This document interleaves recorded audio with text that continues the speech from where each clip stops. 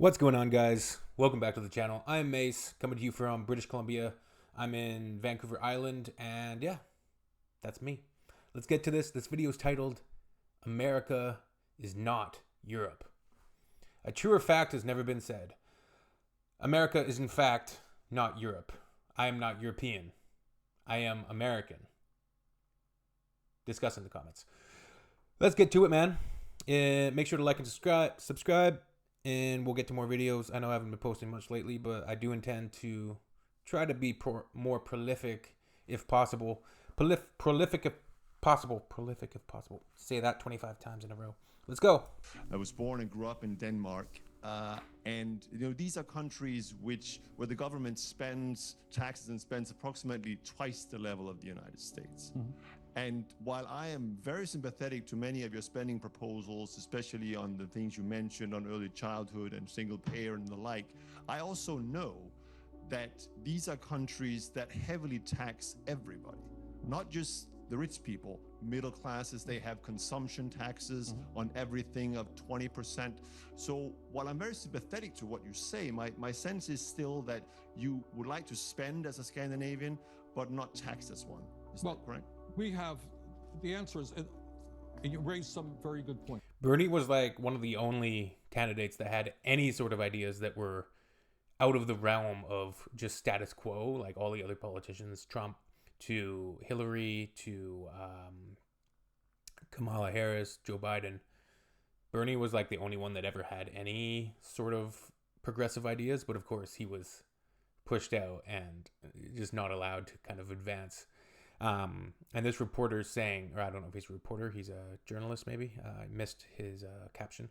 But he's basically saying, like, you want to spend like Denmark or some of these other European countries, but you don't want to tax like them, right? And the Americans, they don't like taxes. I don't like taxes either, but death and taxes, right? Comparing the US with Europe and countries in Europe would be naive, oversimplistic, and offend a bunch of people. Land masses are complex. But I'm going to go ahead and compare them anyways, because some of the comparisons between Europe and the US remain way too superficial. Read my lips. No new taxes. It's not uncommon to obsess over the usual suspects for why the US is less equal than Europe and also has less good quality, affordable social programs. The analysis is simple. The US has more billionaires and taxes them I just want to see when this video came out. 2022. Okay. less. So Europe post has less billionaires but taxes them more. pandemic. Need a larger tax base to fund popular social programs and also less inequality. Just raise the taxes on the rich, like the Europeans do. Now, although the tax rates for rich people explain some part of the difference, it doesn't explain enough. Europeans can afford good social programs because a lot of Europeans pay a lot for them, mainly through indirect taxes. And Europeans are also more equal before taxes even factored in because a lot of the social programs they pay more for also reduce pre-tax inequality. But the US has, so far, been unable to adopt the same. Why? Well, in part because taxing the wealthiest of society is easier to advertise and justify than taxing everybody a lot more. In Europe, most people don't really need to be convinced about paying for their welfare states because it works sufficiently for most of them. But in the US, there's an intimate struggle with deciding whether pre-distribution will be a state, local, or federal solution. Part of the reason is that in the US, the federal government gets the most media attention, while state and local governments can avoid scrutiny. This means that minimum wage hikes in the US are practically always seen as a responsibility for the federal government, which has to delicately balance different costs of living, like laborers living in New York City and miners living in West Virginia. In Europe, though, a country like France or Denmark can opt for different geographically sensitive policy while also being held more directly into account because the assignment of responsibility is clearer to its citizens. There's this definition of a wicked problem, which is circulating around in the literature, which suggests that a wicked problem is wicked if it has so many dimensions to it that you can't go at one angle to the problem and try to fix it.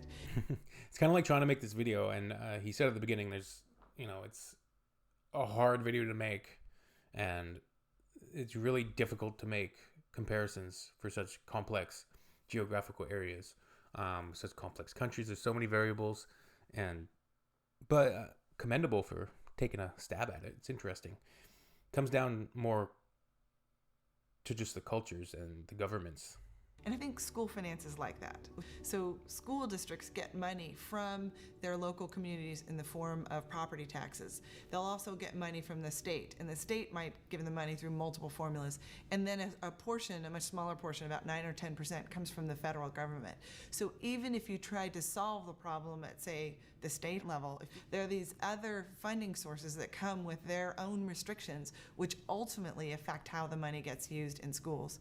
In Connecticut, a U.S. state, a school in Bridgeport will be poorer by virtue of being surrounded by poor properties, while a school in Greenwich will be richer because it is surrounded by richer properties.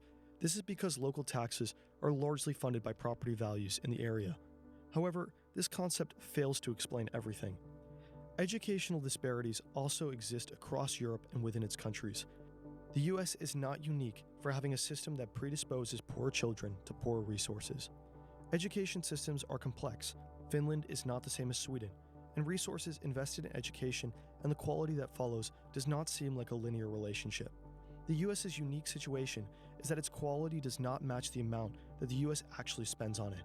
One of the problems with answering why resources don't match the quality you would expect in the US is because the decentralized nature of school districts makes it pretty difficult to actually identify what spending works and what doesn't. Overall, there are some indications that, compared with Europe, the amount of staffing, the associated health and retirement benefits, alongside transportation, all add up to more cost for the American education system. But the differences don't end there. In the 1990s, as the crime rate was plummeting, as American life was getting safer and safer, Americans freaked out and thought that if they take their eyes off their children, the children will be abducted. Now, this goes back, the fear was stoked by cable TV in the 1980s. There were a few high-profile abductions. But it's not until the 1990s that we really start locking kids up and saying, you cannot be outside until you're 14 or 15. Yeah, that's a strange thing. Like here in Canada, growing up, I was outside constantly. It truly was like the old stereotype of like, oh, as soon as the streetlights go out, you can go inside now. Or like as soon as the streetlights are out, you got to be home, or you need to be home by this time. And even when I'm 10 years old, 11 years old, I'm out with kids in the neighborhood. And then getting into 12, 13, 14, I'm out until late, right? Like we're out playing street hockey.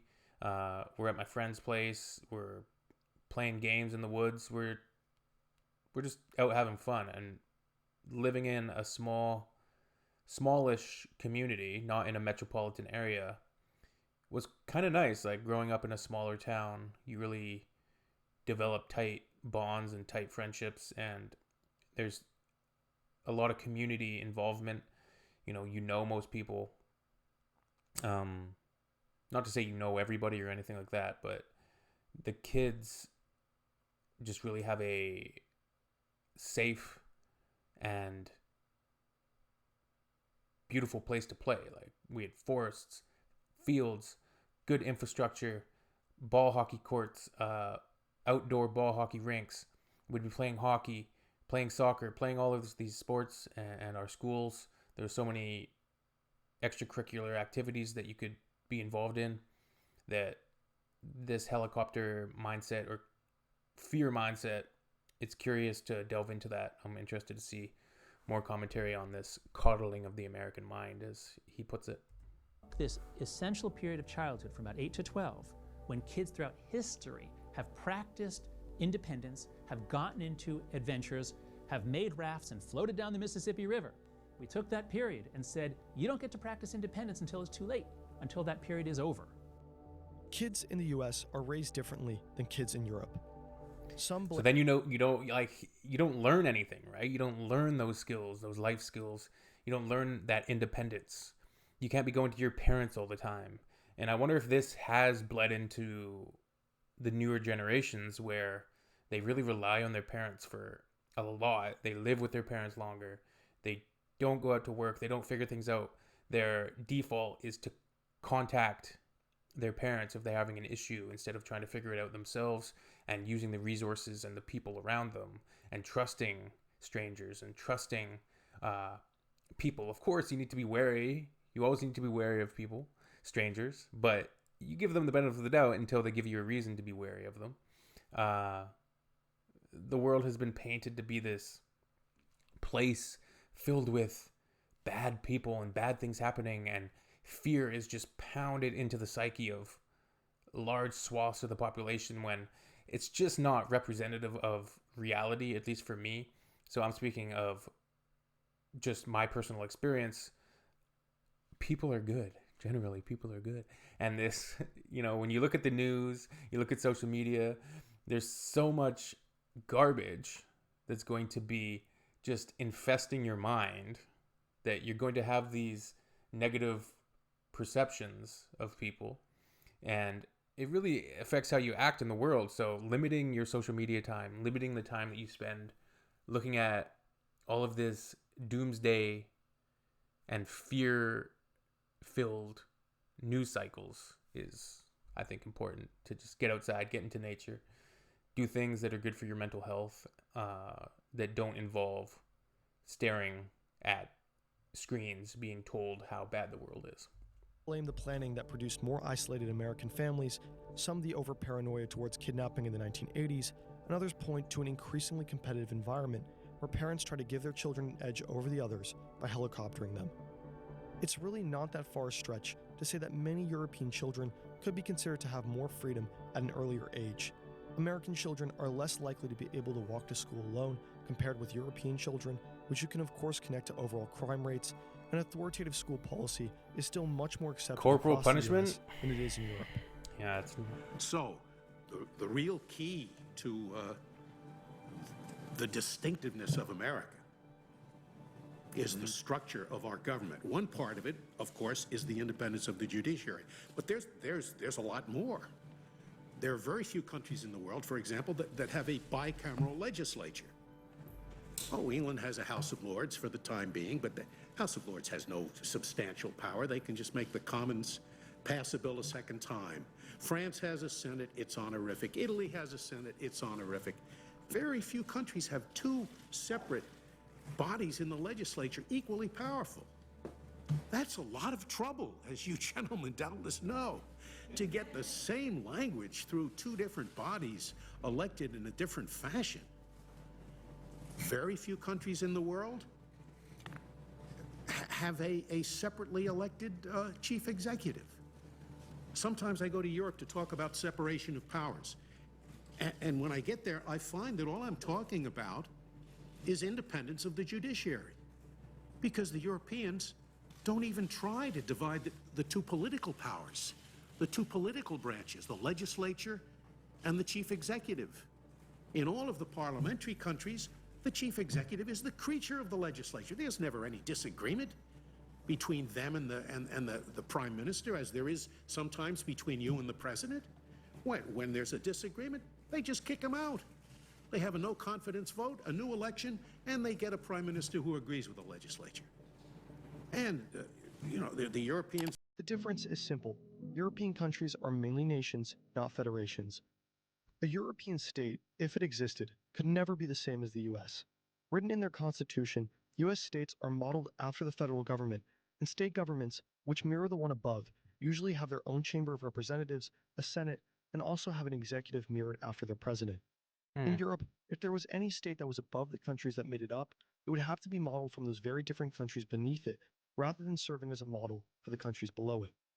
This is an important difference because it means that any kind of European government would have to balance parliamentary systems with presidential republics, federal states with unitary ones, and they'll be expected to create a system that hopefully pleases each one sufficiently. All in all, although the differences between the two are practically endless and somewhere near impossible to actually describe, it's still a worthwhile effort to try and figure a few out and also discuss them. In some way, Europe has more breathing room to understand what it wants to be, which is no easy task, because whatever you think Europe is, it can still look across the Atlantic and realize what it definitely is not. Kids getting shot in school, yeah. I don't know if anybody's seen, I watched a film the other night that was so evocative, very unsettling, very, very difficult watch. It was called NITRAM, NITRAM, which is Martin backwards. And it's about the life of the Port Arthur massacre shooter, Martin Bryant. It's about his life preceding the actions that he took on that day and that massacre. But such good act, very well acted, very, very unsettling film. And I do feel that it kind of made me think about how we still, even to this day, like, there's a stigmatization and there's not enough resources for mental health issues. But of course, the movie also had a lot of themes about gun control, what Australia did as opposed to the United States. Or at least you can think about that. The movie doesn't explicitly have anything mentioned in the United States, but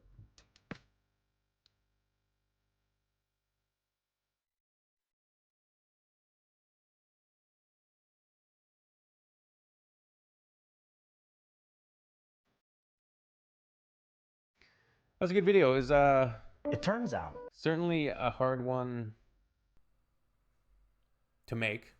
A lot of things, a lot of food for thought. And I don't know. I don't think anybody has the answers. The centralization of governments, the growth of bureaucracy. There's so many things that are happening right now, and things are changing pretty rapidly. A lot of people, it's not getting better for a lot of people. Consolidation of wealth is definitely happening with the rich. But I don't know. You guys let me know what you think. Discuss amongst yourselves. Talk amongst yourselves, I'll say. And see you on the next one.